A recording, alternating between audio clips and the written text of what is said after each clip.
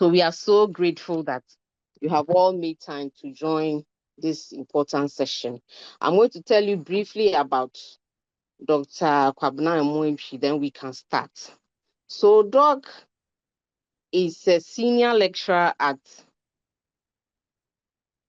the Department of Obstetrics and Gynecology, School of Medical Sciences, that's KNUST. He's currently the acting head of units, Gynecologic Oncology, Department of Obstetrics and Gynecology, Konfanochi. So you can see that Doc is a seasoned medical doctor.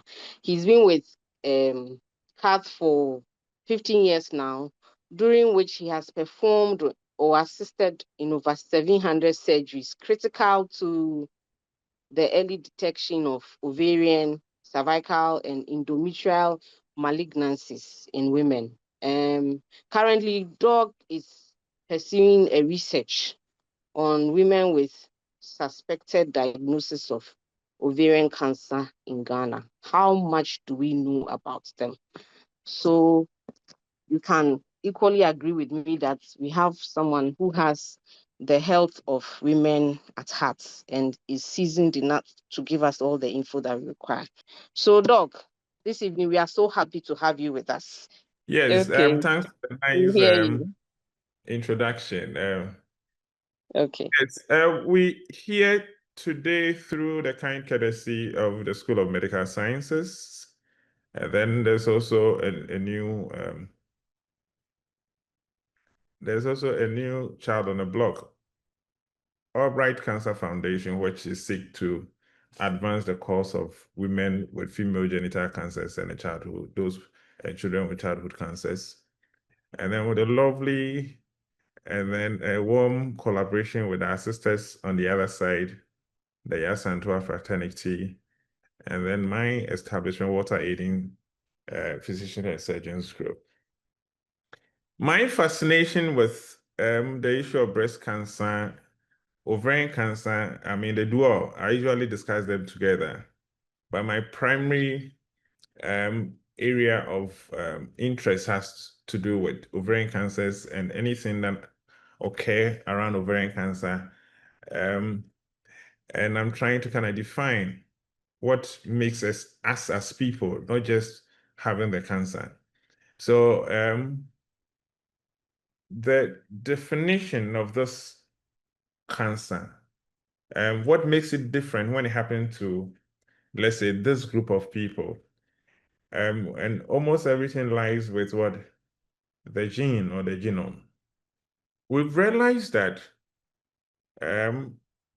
certain group of breast ovarian cancers don't happen because, let's say, there's a sporadic event, but it happens because we've been handed over from the 4 generations, either through the matrix or the partridge, and that we stand at the risk of having the cancer. And there's not so much about this.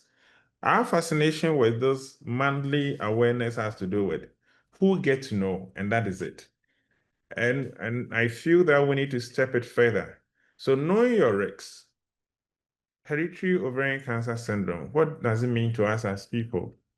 For me, I have nothing to disclose. It's purely on expertise base, and then I don't have any interest regarding whether I'm doing any PR business for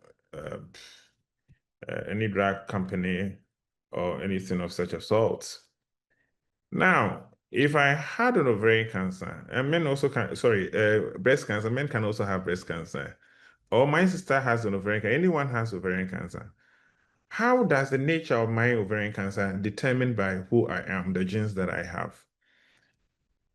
Is there any fact that mine is different because of who I am? That's what I would want to, that extra mile we need to go beyond the usual awareness we want to create about. Yes, cancer comes with a huge uncertainty, holding on to your life and trying to know when is it, am I going to survive the next day? I'm losing my job. There are times where your spouse don't take the liking in you again. And these are the harsh realities that come with having cancer. And the modus operandi has to do, how do I maximize the quality of life and be able to also attain cure, irrespective of what cancer I'm dealing with. That fog of uncertainty makes me feel, currently I have nothing wrong with me, but I know definitely 1 out of 20, if you count our numbers in our lifetime, 1 out of 20 women will have breast cancer, and then 1 out of 70 will have what? Ovarian cancer.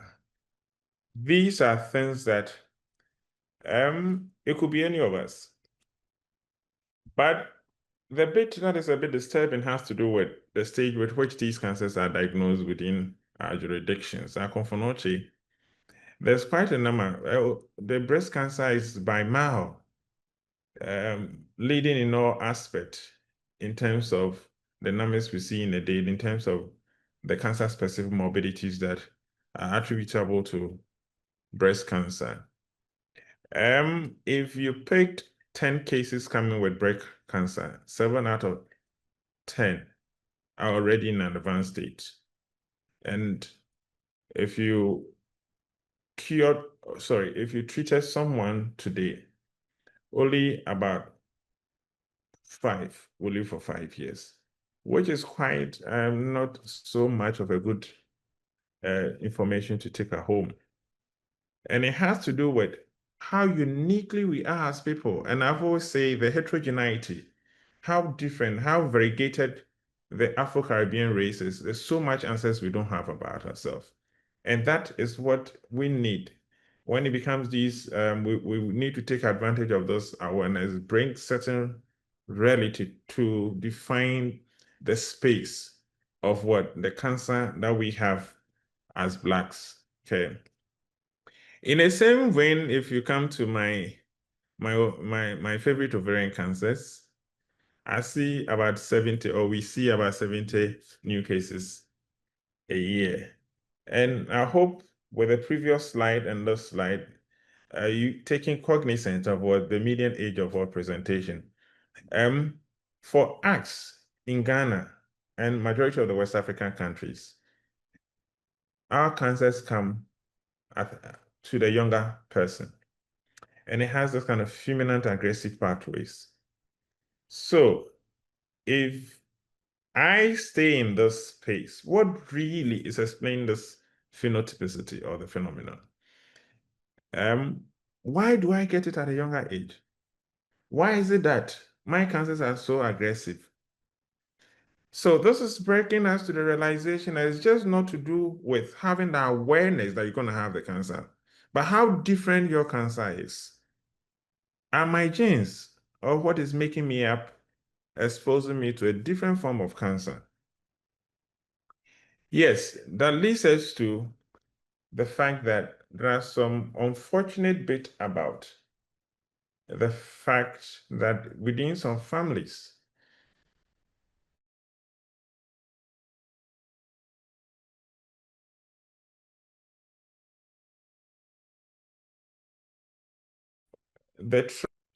maybe I'm having some changes.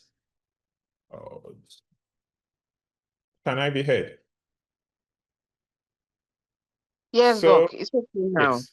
So, there is something called the germline mutation, the germ or the genome, what your genes that is handed over to you through your ancestry may have something called the founder mutation. It happened that you people were grouped at one domicile, and then there was a bit of what, let's say, interaction. So you tended to keep certain genes with you, which is not really auguring well and giving you some, let's say, unusual predispositions towards some group of diseases, okay? If you had a gene we call the breast cancer gene, which is a normal gene within the body, probably it's a misnomer. It's been called that name because of the association. It's just a recent discovery about 30 years ago. It's been called that name because of its association with the first association with breast cancer. So we know that if you pick 100 cases of breast cancer, one of them is attributable to the gene. If you pick the same number, about 1 to 2 is attributed, of ovarian cancer is attributed to this.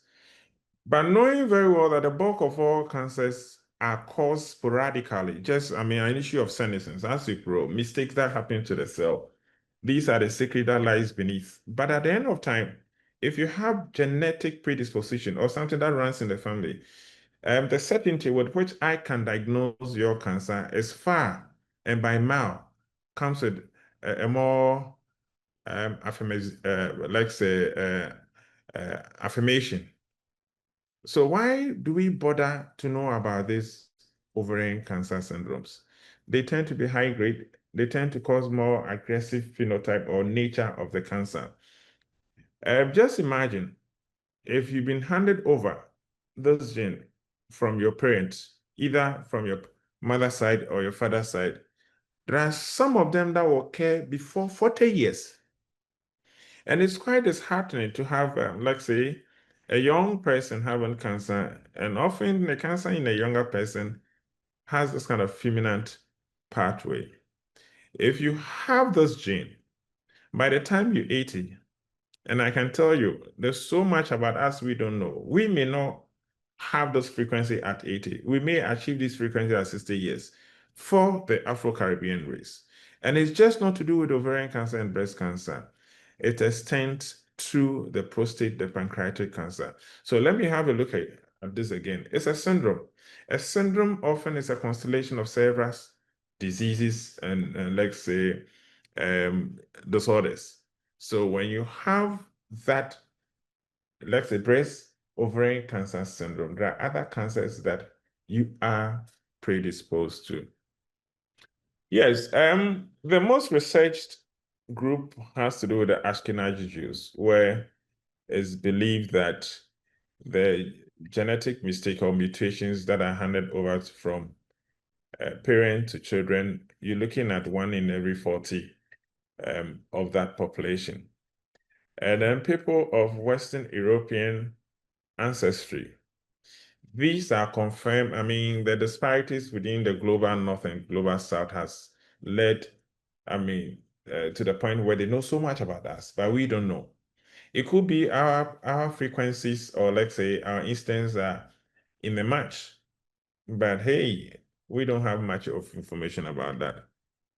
And I can tell you, as I intimated in the previous slide, the cell of the body already has this gene that see to it that when a cell divides, it does have some mistakes along the way.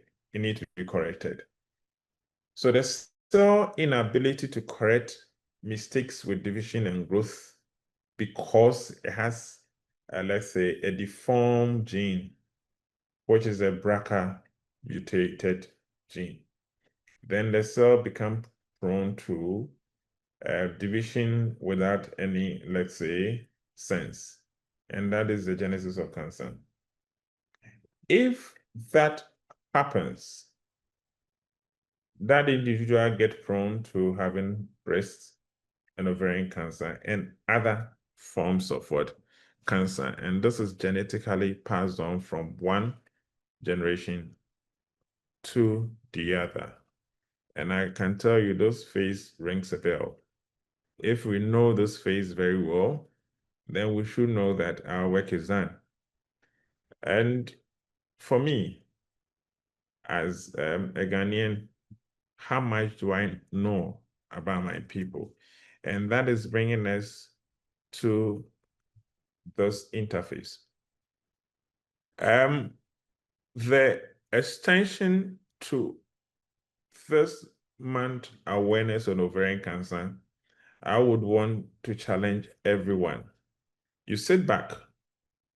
You can go back at least 3 generations, your mom, your granny, and yourself, probably your kids. When it's there, it's an autosomal dominant. It can be quiet because the founder mutation might not have happened in the 4th generation. It might just happen at your time and you hand it over to the next person. Have you ever heard of someone having a breast cancer in your family? When I talk about family, on both sides. It could be your maternal cousins, it could be your paternal cousins, it could be your mom, it could be your aunties and all that. Have you heard of prostate cancer? Have you heard of any cancer at all? The reason why I say that is that cancer everywhere is the same. Either is high grade or low grade. The character in terms of how we control them, how they behave, they're all the same. If you've ever noted anything like that, it means that you need to know where you stand on those that whole pedestal. About, let's say, during my early part of my my postgraduate study fellowship, I saw a woman who had been managed for breast cancer. The reason why I'm bringing this to the discussion has to do with, I believe strongly there are populations within Kumasi, Accra, Ghana, West Africa that have the BRCA mutant or defect with their gene regarding the hereditary ovarian cancer syndrome. She had just been managed for breast cancer and was showing no sign of a disease. Within 16 weeks, I had a call from the oncology department that they've noticed that this woman's abdomen has distended again.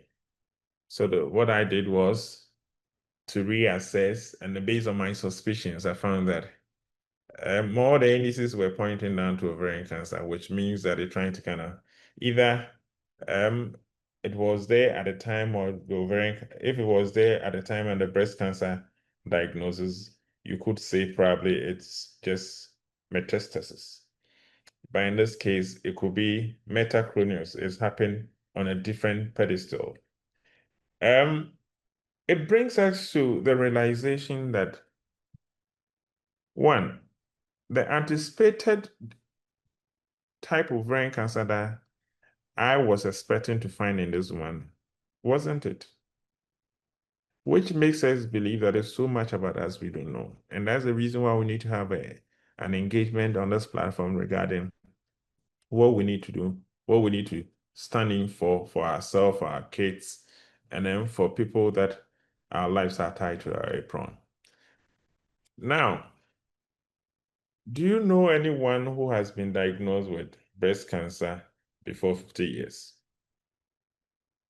And if you are being privileged enough to have read around it, or let's say you have been able to be taken through the diagnosis, there's something called a triple negative breast cancer. That means that there are 3 hormonal status that we assess through the tissue, we assess the tissue for. If they show no semblance with any of them, we call them the 3 negative. This means that you cannot throw, you can throw any hormone at them and then they will not respond. There are times where someone, as the one I had breast and ovarian cancer sequentially. There are times where they have bilateral breast cancers. We've heard of someone with pancreatic cancer in my family or ovarian cancer. If you've had any information like that in first and second relative, or let's say, so long as we don't know much about us, and it's within your, even a distant relative, you need to wake up and know your status. Now, these indications are all pointing down to the fact that, especially life beginning for us after 40, there's so much that starts happening around the time. Climacteric is just around the corner. Menopause, withdrawal of what? Estrogen and other stuff. The worry about life transitions, issue about senescence. I think that if I have any history like that, I would test for my BRCA status in a heartbeat. We've been fortunate to be pioneering or be having a vision to have a formidable cancer center, a multidisciplinary center, through collaboration of people we work with. And Walter Aiden Physician and Surgeon Group feel that we are at the forefront when it comes to cancer care, and we think that we can start having a discussion on, have a plan, be it the breast, be it ovary, be it cervical cancer.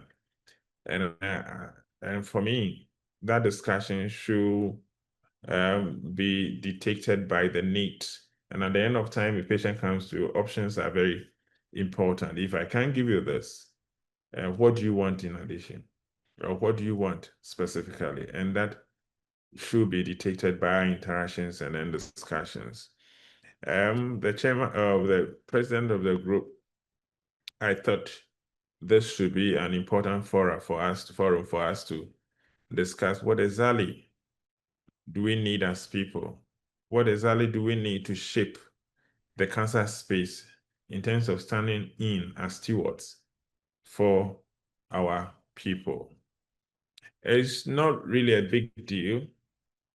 All that you need to know about what is indicating the test has to be discussed, which means that if I need to kind of have the test run on you, you should have no ambiguity. There's a clear, information as to what we do next. Should the test be negative? Should it be positive?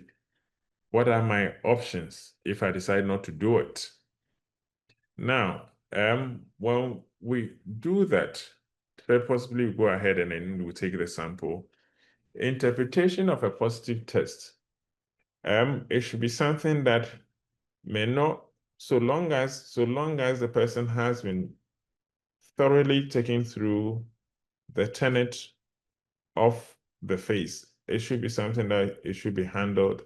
And because of the group or the multidisciplinary approach we have, almost everyone will be at a calling distance to help in terms of bringing, let's say, an ultimate enhancements in quality of life, and then possible good survival outcomes.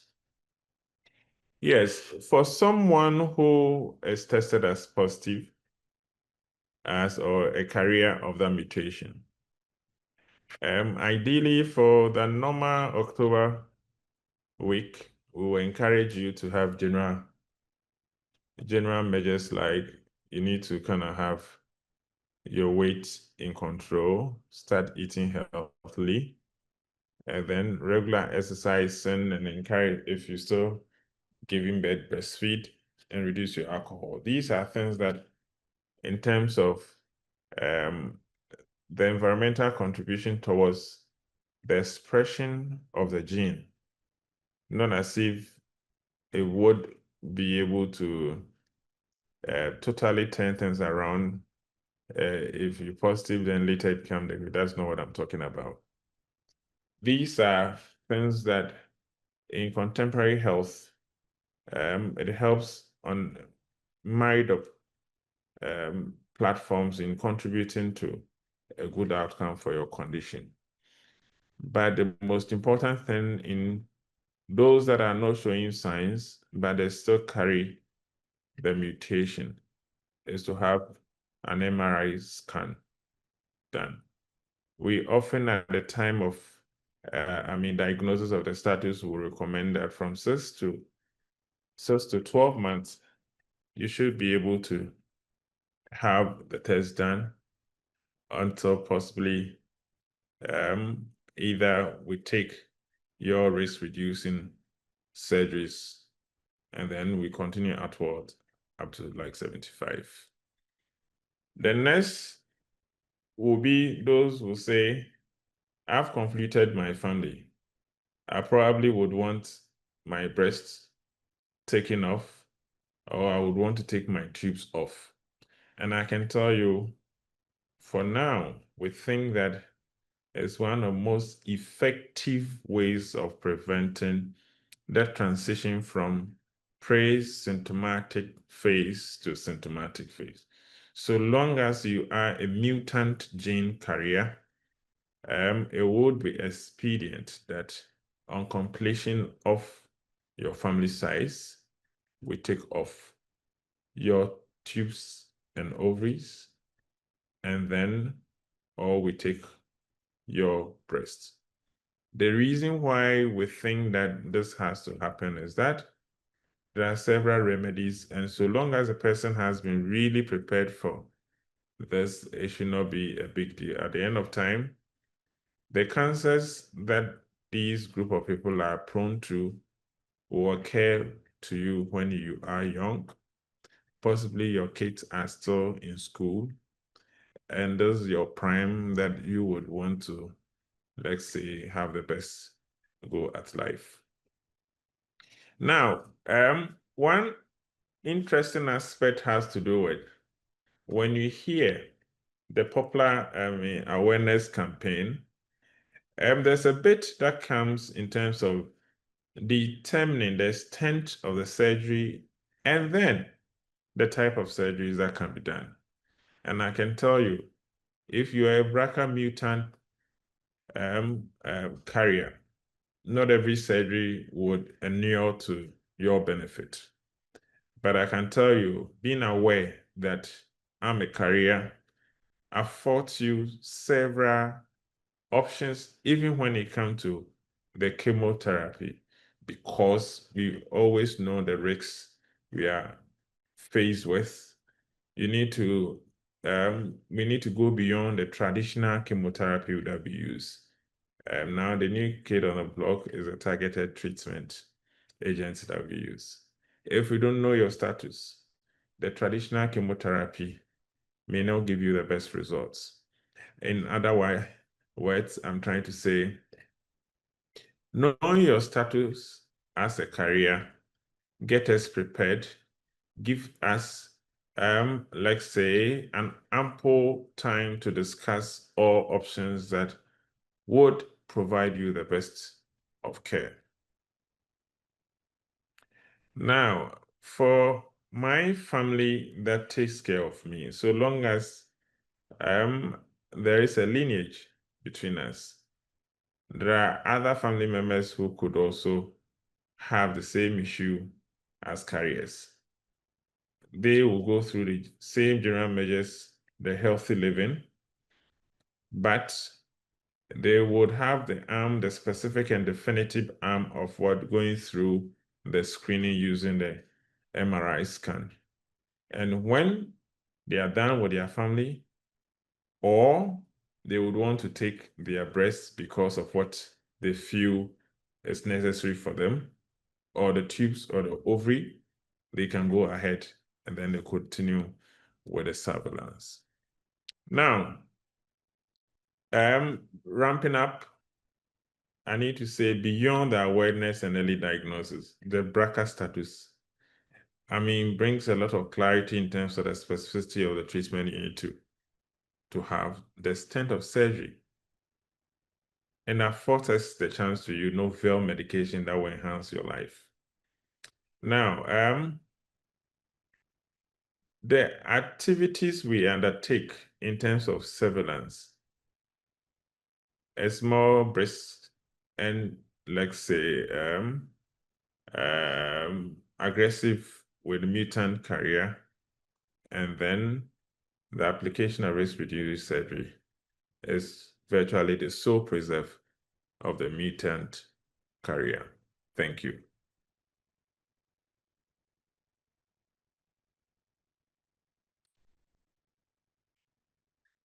Hello, I'll hand it over to you if there are any questions that I need to.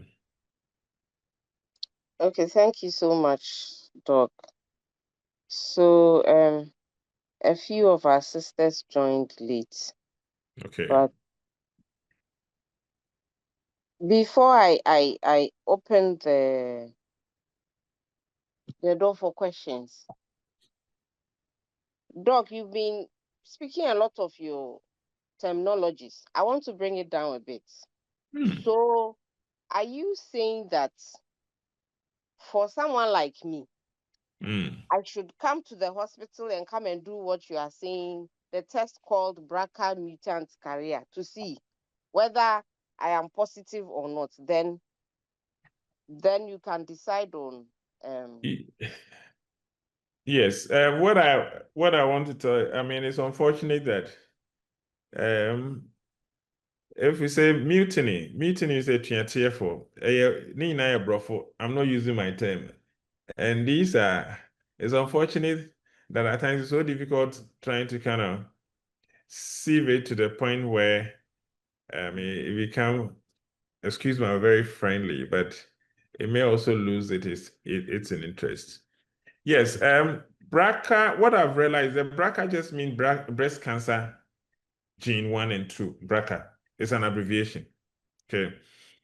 And it's so-called BRCA because when it was discovered, that was, the main condition probably they have. That's just an intelligent guess.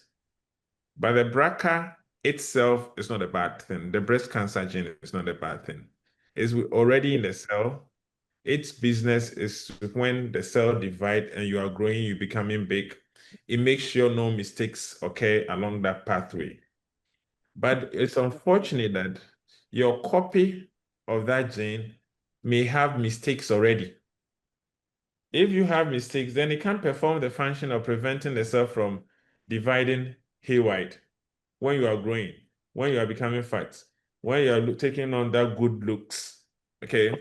And rather, for the unfortunate bit is that it tends to affect our ovaries and the breast. So now, how do we get over that hurdle? Not that I'm telling that everyone should come. Have you heard of anyone in your family who has breast cancer before 50 years? Have you ever heard of someone who has... instead of responding to me? Hello? Sorry. Can I go ahead? Okay, yes, please. Yes.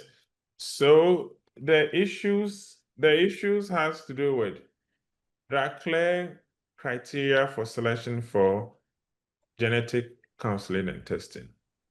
Okay.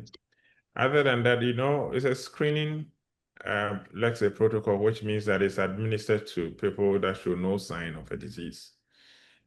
And other than that, it's quite cost prohibitive. So it cannot be a single brush everyone. But it has to do with whether there are indications. If you have a reason to believe that, and I can tell you the numbers are quite on the high side, which you would know that within the first and second degree relatives, there's been a mention like that. The consultation on that note will bring us to clarity as to what, if you are a candidate for the BRCA test. Okay. I get it now. Thank you, Doc. So, sisters,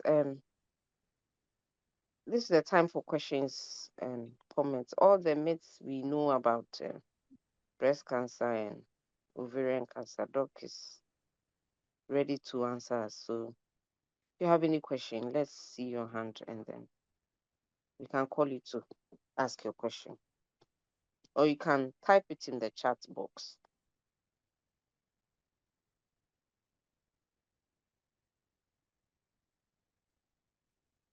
Okay, so I will go to the chat box.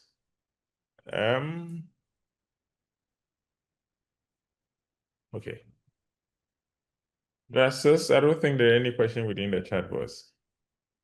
Yes, Doc, but somebody just sent me a text. Okay. She wants to know, if you have breast cancer, what is the probability that you might also get ovarian cancer?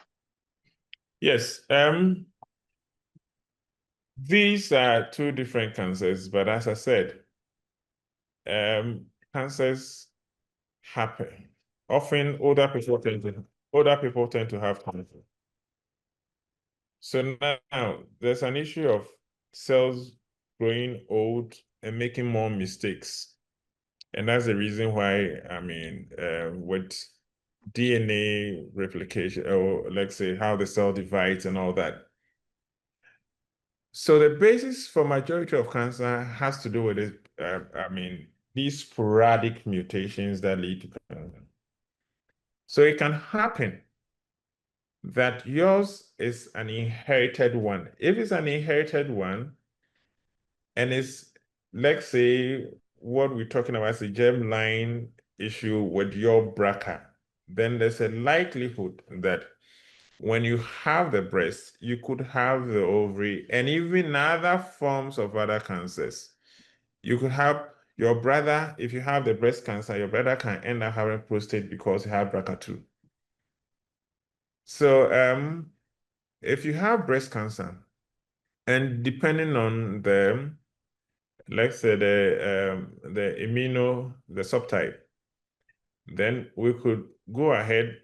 It's unfortunate that, but I think at Confonoche, almost everyone get to have a immunohistochemistry now, or we are working towards that point where there's a sub-classification of your breast cancer. Not everyone would, we will be scared about the fact that the person is going to have a second type of cancer. As I said, if you have 100 cases of breast cancer, about 10 of them are those that can have another form of cancer, which could be it could be let's say pancreas, or let's say the ovary. But it's important that the person's BRCA status is defined. Once the breast cancer is determined. Yes, please. Depending on the subtype that you have, because let me put it this way. Now, the era that we are, we are quite late in Ghana, a majority of the sub-region, about 30 years late.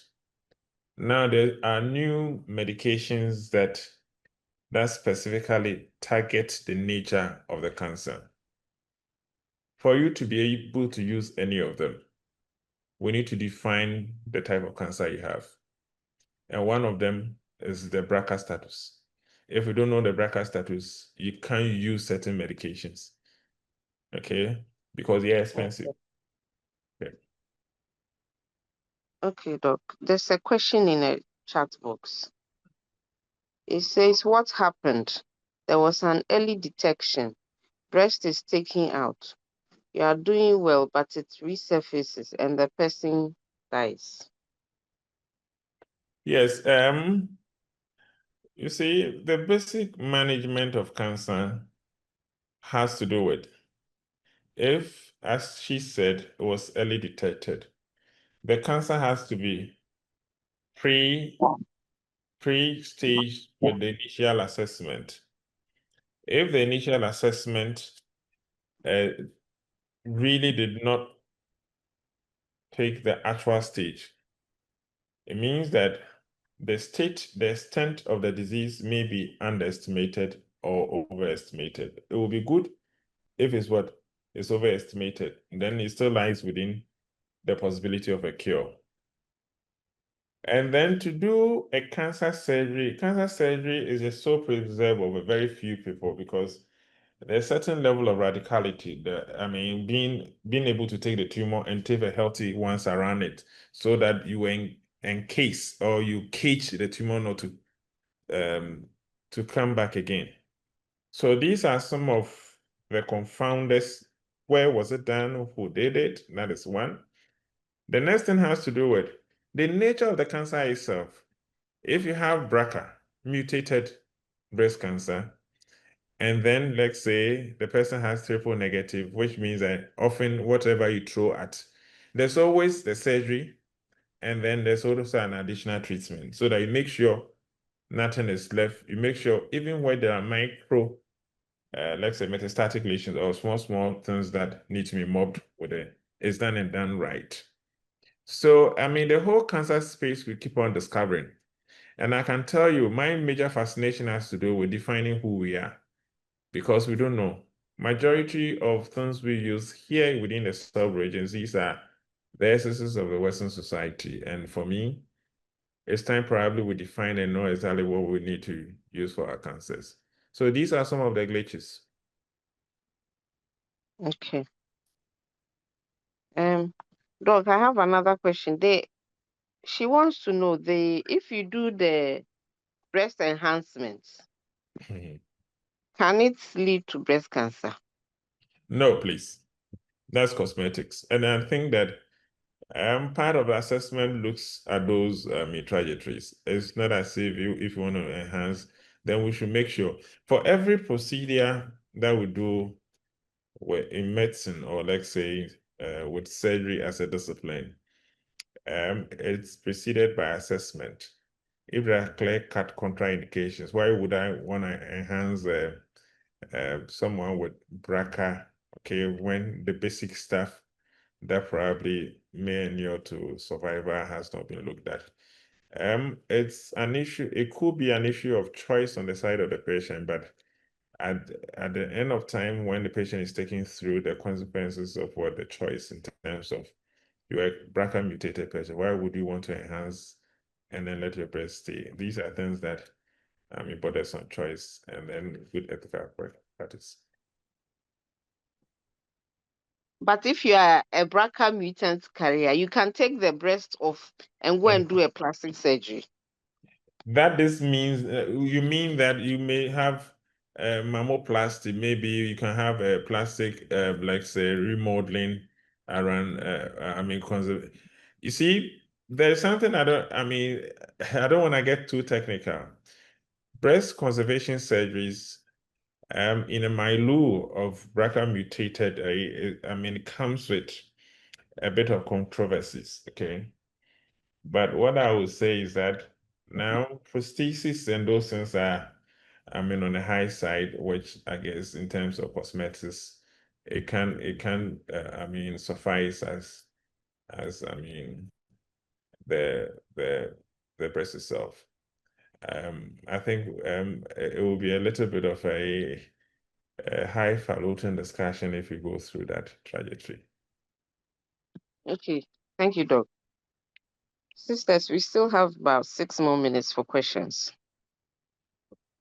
Okay, there's a question in the chat box. It says, how can I manage my risk of breast and ovarian cancer if I have a family history? Yes, if you have a family history, the first thing you need is to have a consultation. The genetic counseling, or let's say consultation, should happen before the sequels. The reason being that there's so much information that you need to be helped in terms of making a choice. When that information is given, and then let's say, the extent or the anticipated risks are all assessed, you should be able to be helped to take the right decision in terms of, is it you're going for a risk-reducing procedures, or at the point of the test, were there any lesion that has been picked? These are things, it follows two divergent pathways. If there's a family history, you need to be counseled, give it information, get tested, be assessed, and then be surveyed, and then we take it as time reaches by. If you completed your family, the discussion may take the path of risk-reducing surgery. Risk-reducing surgery just to do with, if my breast will have the cancer, now there's no cancer, why can't I take it off? If my ovaries and tubes will have the cancer, currently I don't have any fertility wishes, why can't I take it off? That is what I mean by the risk-reducing surgery. Okay, thank you, Doc. Doc, so you spoke about the Walter Aiden facility where we can go for the test. Okay. If somebody is in, say, Accra, can they go to Kolebu to do the BRCA mutant carrier test? And where should the person go to? For majority of our public institutions, I mean, you can have it. There are 2 labs that run them for us, but I can't mention them for the sake of the disclosure. So if the person is in Accra, the person must come to Kumasi. No, I'm not saying that. That should be based on the conversation we have, but on this interface, it will be against the Okay. mind. Yeah, okay.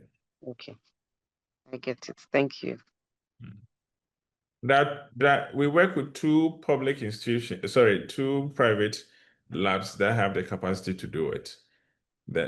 All of them are, they have reps in Accra, they have reps in Kumasi, but I don't know the other. But definitely, there should not be. We can use tissue, we can use blood, and these are things that can be, I mean, it's not really a big deal. So that bit of the conversation can be had. It can be done later. Okay, sir. Thank you.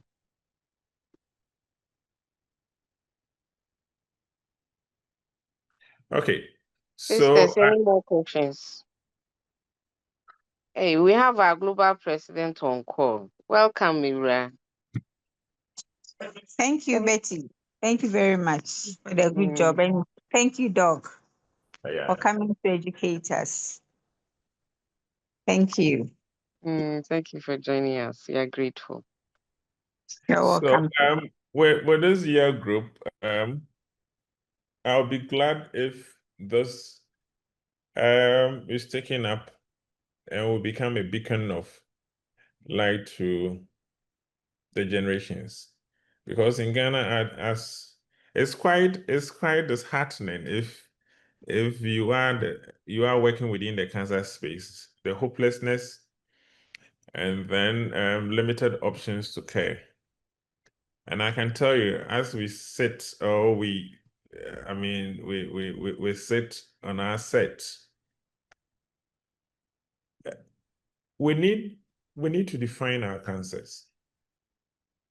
And for breast being by mile the most prevalent, and for genetic status of the breast being the most impactful in terms of the way they present within among our people, I think that it will be like say a laudable venture for us to really start pioneering a discussion on cancer genomics. There are a whole lot of things that fascinate us as people, but things that we need have been relegated to the background. And I can tell you, I always say, cancer can never cure and take a turn at treatment. And one important thing is that, what is the outcome when someone very close to you get waylaid with cancer? Are you seeking cure or just palliation and symptoms?